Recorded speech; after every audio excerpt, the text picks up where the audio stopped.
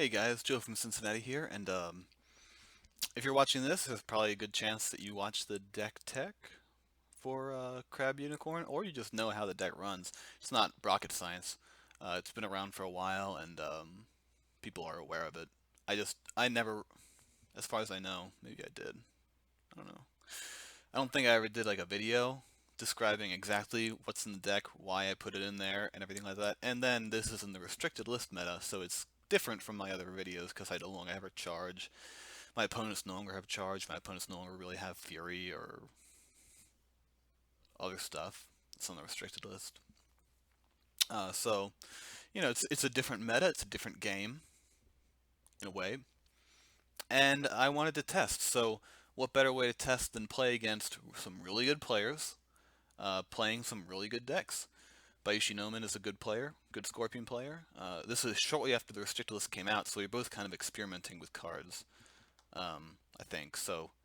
You know, I have some weird choices. He probably had some weird choices, but I just a good player, a good deck. Scorpion is still top, one of the top clans. They won Birmingham, a 300 or 400 or super fucking big Kote. All those European Kotes seem to be enormous. I don't understand why, but I don't know. Well, I understand why because it's a great game. I don't understand why the U.S. does not have great Kotes. I guess just because it's bigger, like more spread out and shit. So yeah, Scorpion's still great. They're going to be one of the most competitive things that you're going to run into with Crab, especially since Crab Unicorn traditionally does not like Scorpion.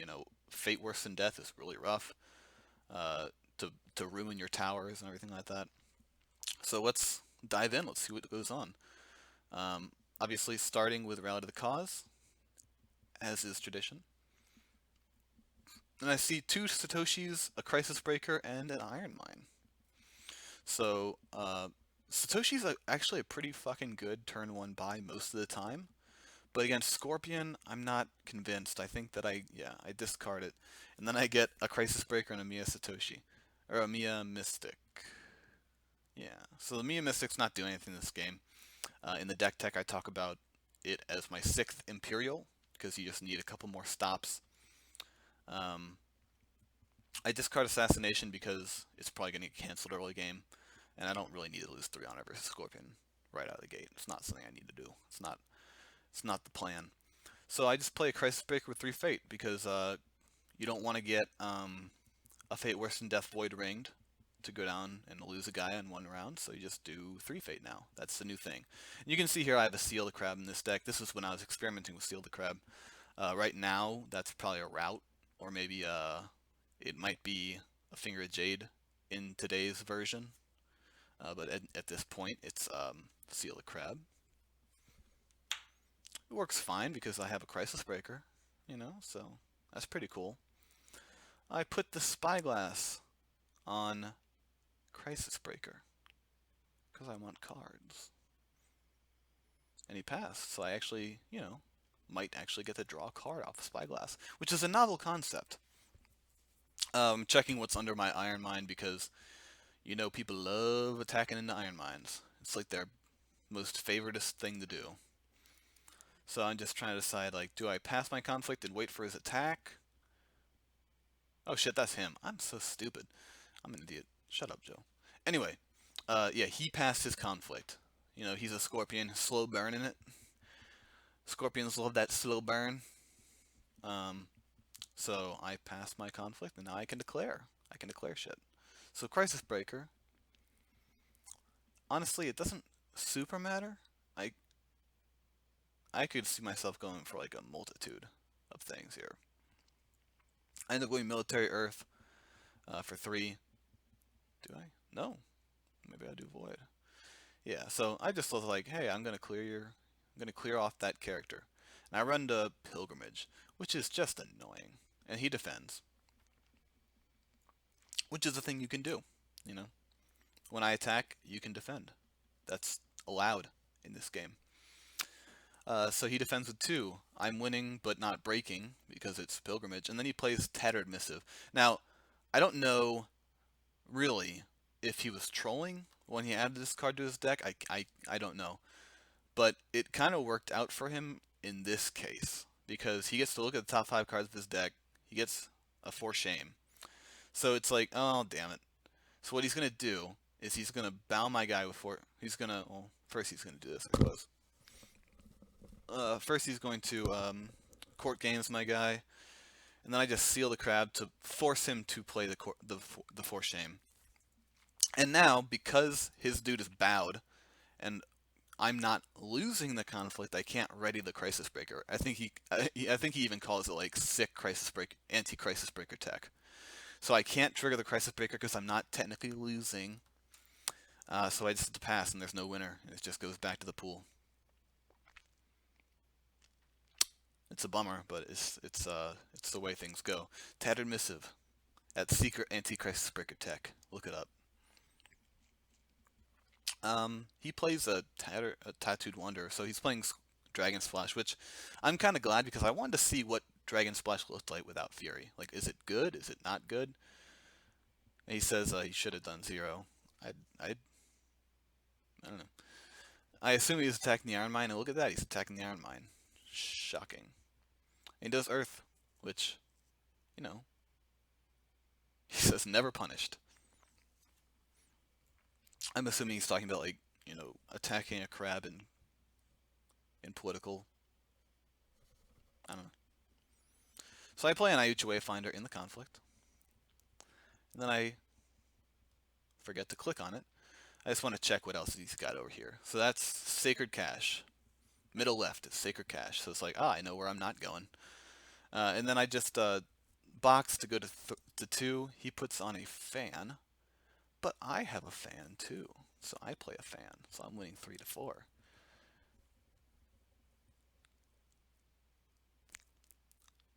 And I think that's enough to win it. He says maybe I was punished.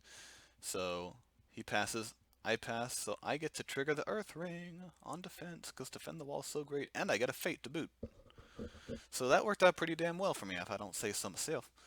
And then this is a little greedy? Yeah, I guess I play an Iuchi Wayfinder, and I want to see what else is over there. Maybe I can hit a Shameful Display, and I can just, alright, or Meditations, or whatever. So I can go over to Shameful Display, because I now know where Shameful Display is. And I can do Void again. Get what I actually wanted from the last time. And in addition, I'm revealing both Void things in the same round, so he does not get the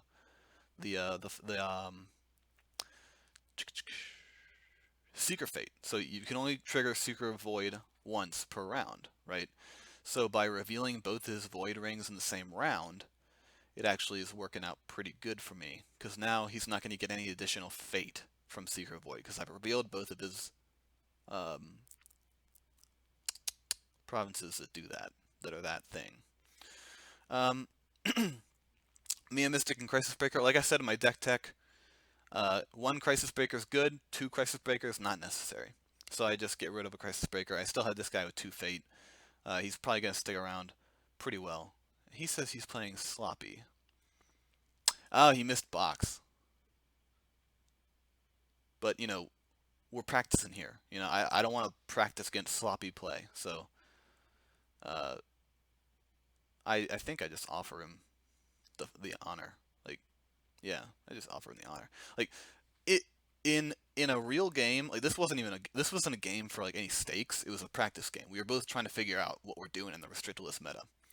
So there's no reason for me not to give him that back, because I want to. Yeah, it said testing is best when optimal play is. I'm such a fucking dumbass.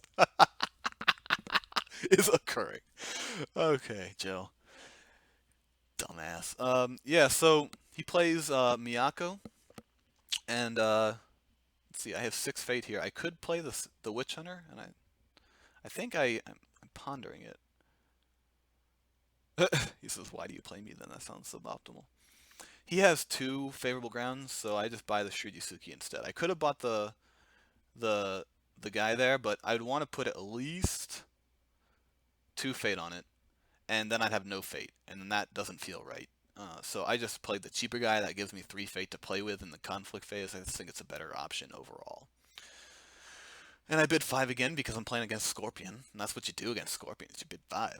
Didn't you know? You bid 5 with Scorpion, so um, I do that. Route is not really helpful this round because he has 2 favorable ground, but maybe next round.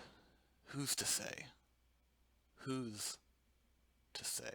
I play the other Spyglass because it's like, I'm going to draw more fucking cards. If you're not going to let go of this shit, like, I'm just going to keep doing it. I'm going to keep drawing cards until you don't do anything about it. So he still doesn't do anything about it. And he says he's getting a little silly. And it is, because when you don't get rid of Spyglass, this shit gets silly really quick. He has 6 Fate, so he could theoretically a Fate worse than death, my guy. But, you gotta live on the edge, man. You gotta live on the edge. Am I gonna attack Pilgrimage? No.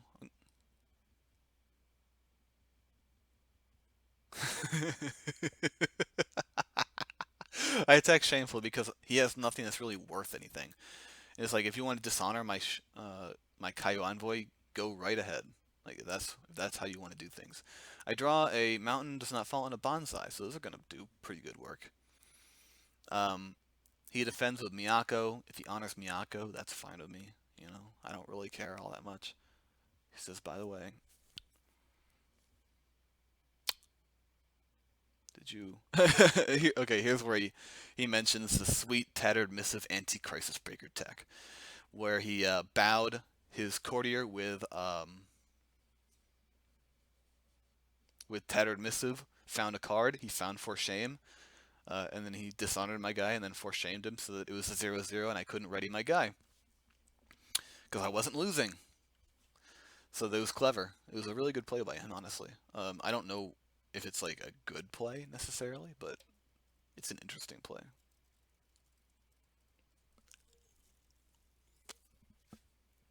It's a good play. I don't know if it's like you build your deck around that kind of shit. Yeah, he says, I'm not saying that card is definitely good, but there are definitely good things about it. And then I bonsai. Did I just do it once? No, I did it twice. I don't know why it asks you if you want to lose another honor for free. I think that shit's dumb, but yeah. So I bonsai to get back to breaking, which is fine. If he bows the Crisis Breaker can stand himself back up because then I'd be losing. So it's kind of like it's going to be difficult for me not to lose this unless he has a Fate worse than death. But honestly, it's like, what are you really supposed to do in that scenario? You know what I mean?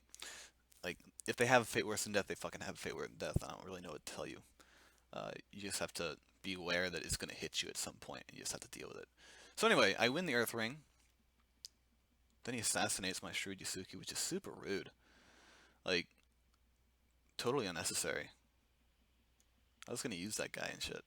So, he just wanted to take honor and all that. So, it's a good play again. I got no...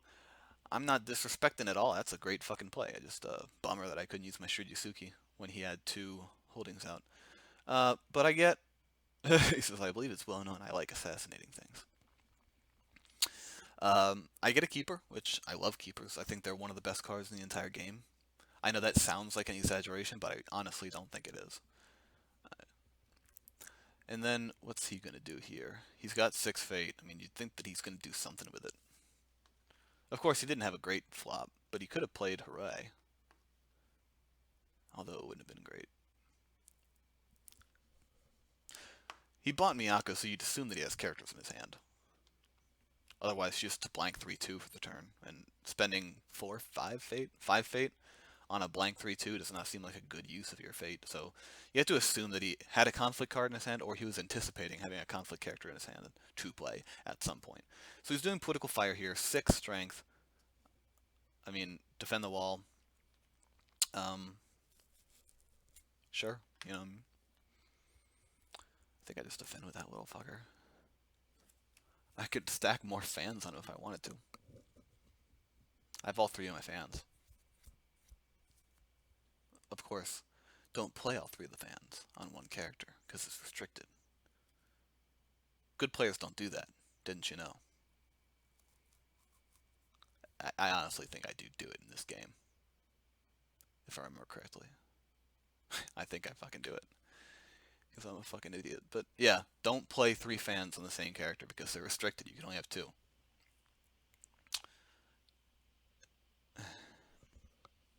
Anyway, yeah. So I'm tied right now. So I just go. Well, I'm looking at rebuild, bruh. Focus. Why are you reading rebuild? What am I doing? I guess maybe to prevent. No, because I don't have assassin. He already assassinated something this round. I don't know why I felt the need to do it now. Um, I don't know. I don't know why I felt the need to do it now. Maybe I was worried about a Kachko dropping, and then he has a courtier for Forge Edict, but I don't know. It seems niche. Niche. Anyway, so I'm at the 7, so I'm forced him to play another card.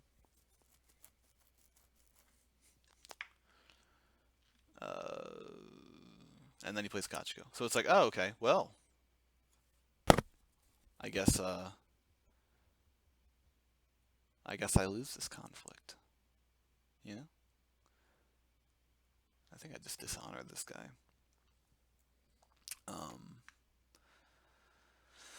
It's not great having 3 dishonored characters against them, but, you know, there are worse things. There are worse things, so. Yeah, but he has no fate left. He played Kachiko. He's going to honor her, so she's going to be a 6-9, which is just fucking crazy. But, you know, I honestly, what I think happens here, is this when I do it? Dude, stop. Come on, just let me know.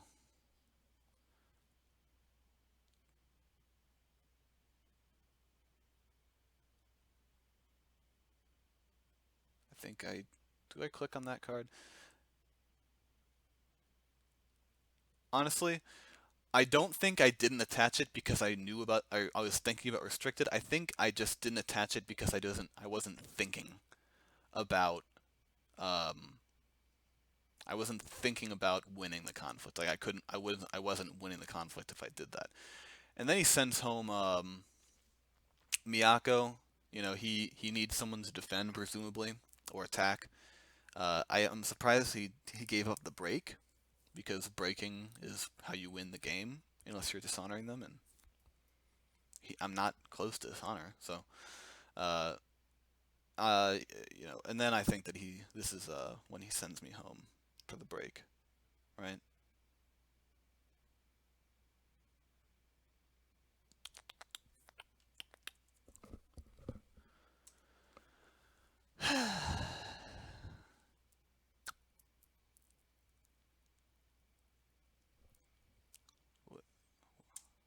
Oh, this is Noman. Okay, yeah, so Noman passes.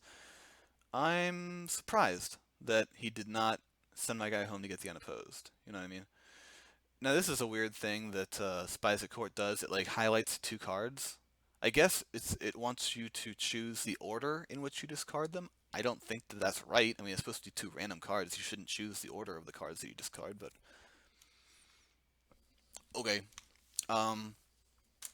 Either way, he basically can't declare a military with Miyako, so he may as well defend. So I'm just gonna farm some fate here, and if I get the ring by any, oh wait, am I not gonna farm fate?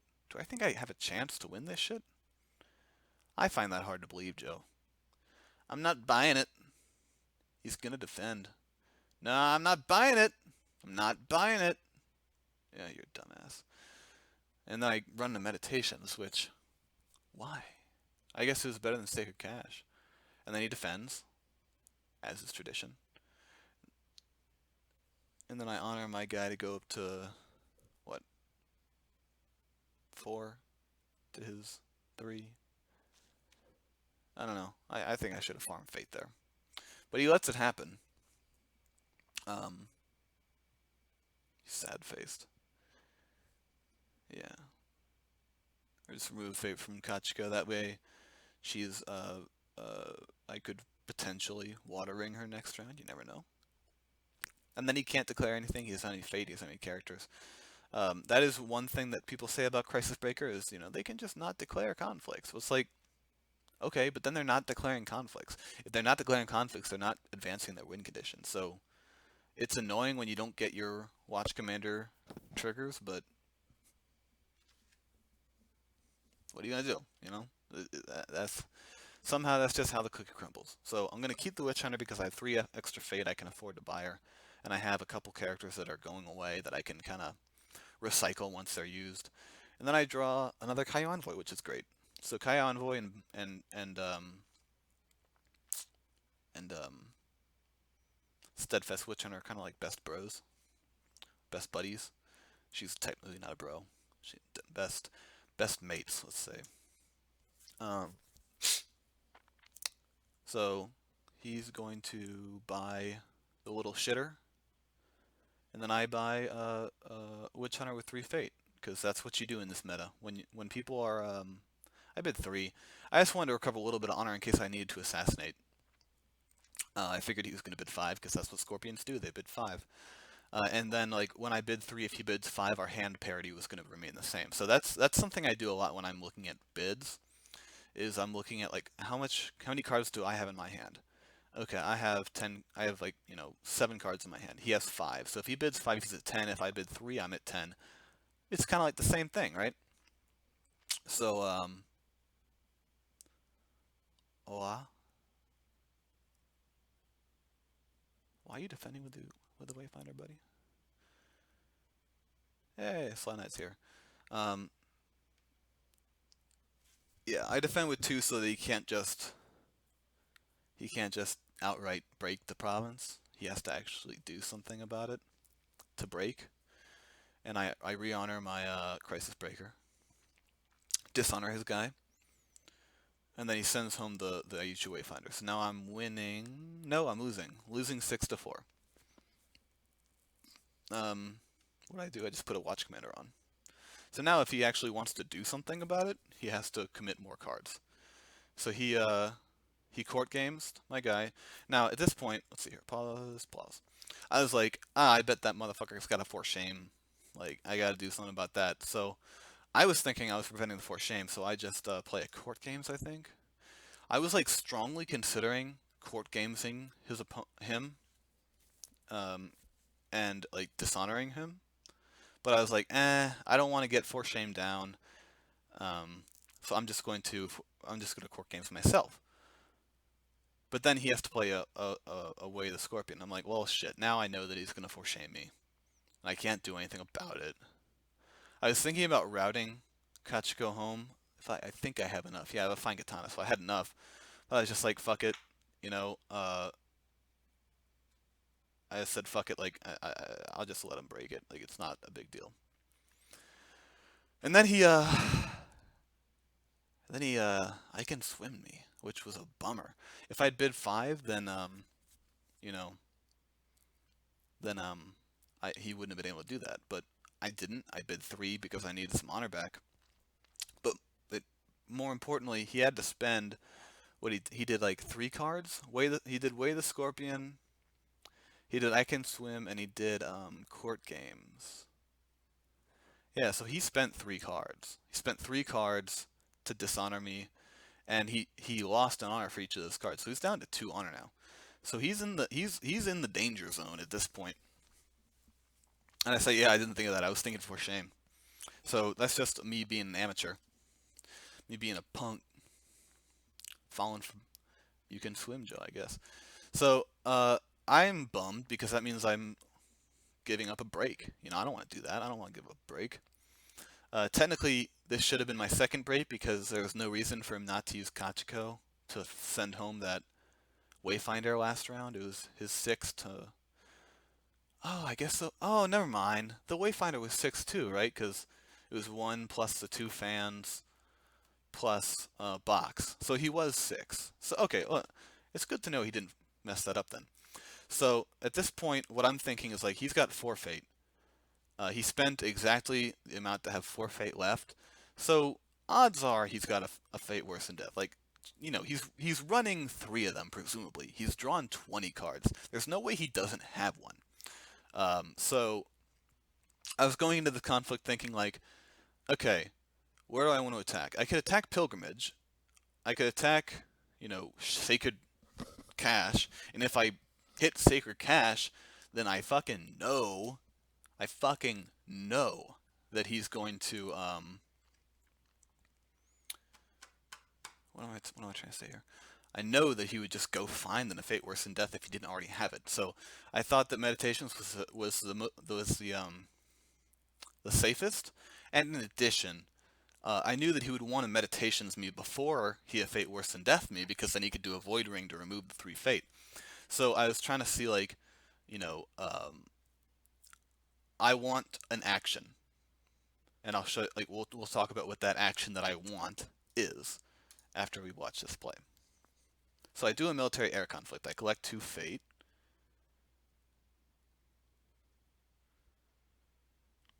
and Noman's kind of like bantering with Sly Knight right here.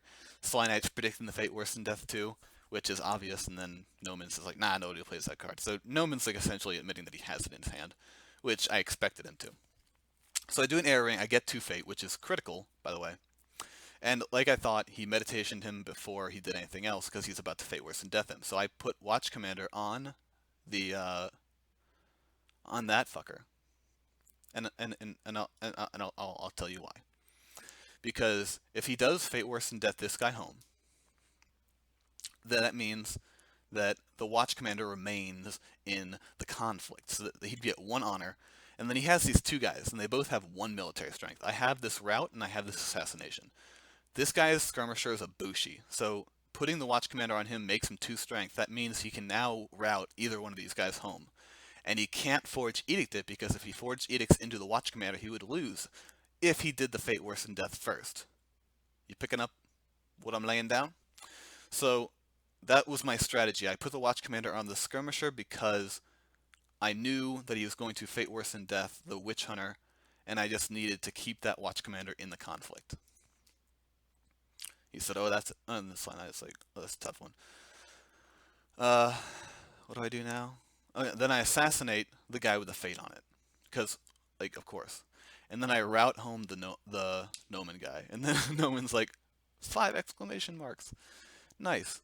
So now it's unopposed. If he plays a card and I still win, he loses. And then he says, yeah, nothing I can do, well played. If you had Reprieve, though, you could probably save that breaker. I said I had 2 Reprieve, just didn't foresee the I can swim. I'm an idiot. But I don't know if I had the Fate yet. I really wanted to play the Skirmisher, so, maybe it was for the best. Maybe it worked out the best that I did not play the Reprieve on that guy. Of course, I had the rebuild as well, so I think I have an Iron Mine here. I probably should have just rebuilt the Iron Mine. But like I said, I just did not see the I can swim coming. I forgot that I bid lower than him, and I can swim is just not something that's on my mind. I'm not thinking about it, because it's like a 1x in most Scorpion decks. So I wasn't thinking about it, and I paid the price for it, but it worked out, because I got to save a Fate for the Skirmisher, and then I got 2 Fate, which is exactly what I needed to win the game. So that was an example of how Rout does things. Obviously, Seal the Crab didn't do shit during this game, so it did not last long. It was just a worse Fine Katana. I forget who I even put it on, honestly. And what else? Did anything else? Fine Katanas were doing good work. Crisis Breaker was carrying around a Fine Katana, making him a 5 strength base military that could potentially go into 2 conflicts. I never actually triggered the Crisis Breaker in this game, but it did prevent a lot of attacks, and it prevented... it theoretically could have prevented bad things from happening to him. So with that was the first game. Let's see here. Oh, it's 29 minutes. It's pretty good. That'll make up for how long my deck tech episode, my thing is. So anyway, thanks for watching, and I'll catch you on the next one. Bye.